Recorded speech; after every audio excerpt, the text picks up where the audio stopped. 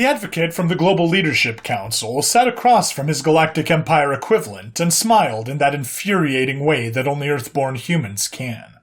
After 6 generations since Day 1 contact was established formally, humanity had populated a score of colonies in 3 different arms of the galaxy, and there was always a push for more pioneers at the raw edge of the cosmos. Clearing their throat, they repeated their last sentiment to the advisor. "We surrender," they said, then sipped from a glass of water thoughtfully provided by the guest services of their host, the people of the Dni cluster. Amicable enough, they seemed to have caught on well with the humans, frequently adopting them both in mannerisms and culture, and exchanging frequent economic favors. Odd, considering the pirate-like Dni admired so few other sentient species, even out of the 1,300-plus members of the council itself.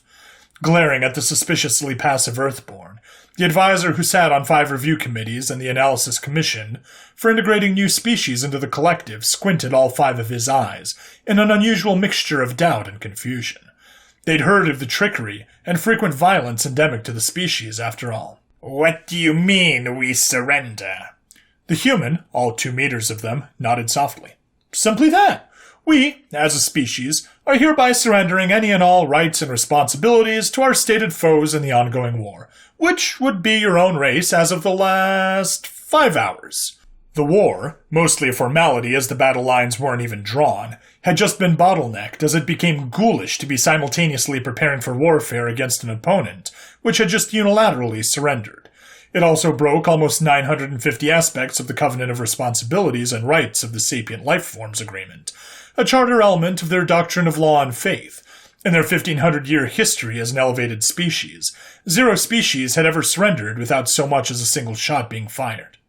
"What?" The human, nodding yet again, elaborated.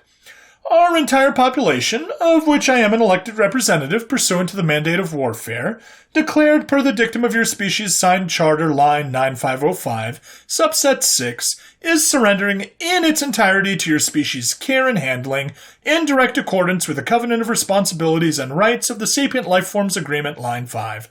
All life must be cherished, supported, and maintained in dignity and health by any aggressor who has declared legal combat against it, should it surrender." The human smiled again, broader this time.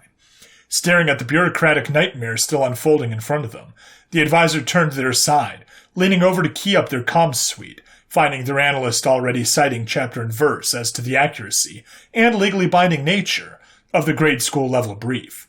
Aghast, he turned back to see that the human was already holding up the highlighted page on a digital pad, sliding it into their immediate vicinity on the glossy table. "I've taken the liberty of switching the text formatting to your native tongue, which I hope isn't too presumptuous of me," the human said, somehow smiling even more.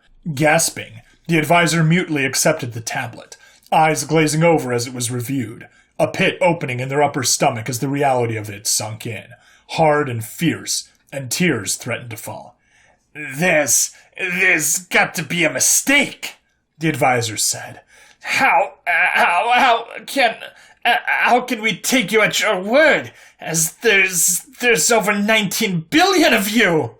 They almost shouted the final word, dropping the tablet. The human, patient and ever benevolent, then tapped a second tablet, placing it within arm's reach of the advisor. "The diaspora, who have long since agreed to follow the fractional majority of the voting public," they said politely, "can be contacted directly through their respective media representatives. You'll find that the absolute majority and the 97th percentile are in full agreement, and we are unilaterally surrendering to you." The smile, against all probability, grew yet again. Shuddering, the advisor reached for their comms suite, reading only the initial headers of the message which flew across the screen. Calls for violence against them, a general advocacy vote for their immediate removal, some dismissals from assorted organizations. Word about the surrender, it seemed, had leaked already. We can't support that." The human, leaning in, folded their hands primly and angled their head, a gesture of thoughtful pause ensuing. "Yet," they said firmly, "you wish to make war with us, knowing what we can and have done in the past, aware that we would, and have, died by the millions to win. You who have the single largest fleet of star cruisers, fighter bombers, and an arsenal like any 60 species combined. And now, well, You're saying that you can't afford to win? They furrowed their eyebrows, shaking their head. No, they continued. You wanted this war. Congratulations, you've won. Now, as we are the wounded and aggrieved, we're entirely your responsibility. You must feed us, ensure we are all healthy, and provide us with reasonable means to settle in non-Dominion space, as to elevate ourselves according to writ and mandate. They leaned in further. Your own writ, your own mandate. This is your victory. Take some pride in it. Then they smiled wide enough, it seemed, to split their head in two. Their eyes gleamed with malicious intent, masquerading only just with civility and charm. The advisor steeled their resolve, and then said, We are allowed, with a nervous swallow, their tone brusque, a meager attempt to control the narrative, to have victory parades on your homeworld, on your colonies, through your heartlands, annually, in fact. And there's, about 80 cities per settled world? To this, the human nodded that infuriating nod.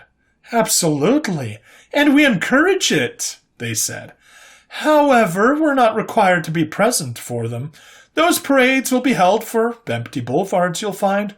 Weeks, even months of travel so your drivers can air out their vehicles. Parade-stomping troops can get a long, strong view of whatever art we happen to display for them. And then it'll be weeks, even months, of cramped, unpleasant conditions, reviewing their thoughts about you and your impressions of how they should spend their time. The smile became even bigger, this time exposing teeth. The human took another drink of water.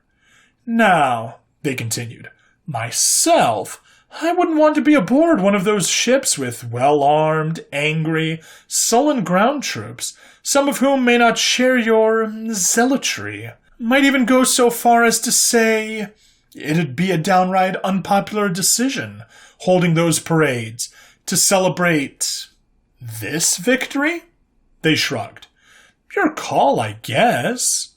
Staring at the space between them, the advisor held their head in their hands, sobbing softly. The grim future ahead of them now crystal clear. Somehow, enough funds would have to appear to support billions of suddenly suffering refugees, all in the name of a victory on paper, with no territory gained worth occupying. What if we surrendered to you? The advisor said, eyes brimming with tears. The human leaning over squeezed their shoulder, a warm, comforting touch. I thought you'd never ask. They rose to their full height, extending their hand across the desk, and smiled in genuine appreciation. First, they said, you have to say the words. The future, suddenly dark, grew a spot of hope. We surrender. Two people shared a smile and a future for the first time.